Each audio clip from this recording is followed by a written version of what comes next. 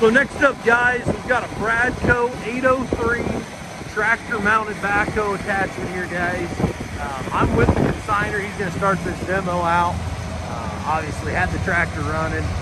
He's already got it all hooked up and stuff. But, runs pretty smooth there, guys. I believe it's an 18-inch bucket. We'll make sure we have that upgraded correctly. Kind of walk that in there. See, obviously, we're not going to dig in the parking lot today, but it does have the outriggers. Adds a lot of stability there, guys. Back and forth, I'll show you that.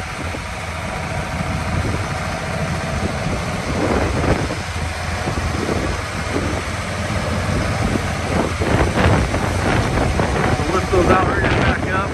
So there's the demo, guys, on the Bradco 803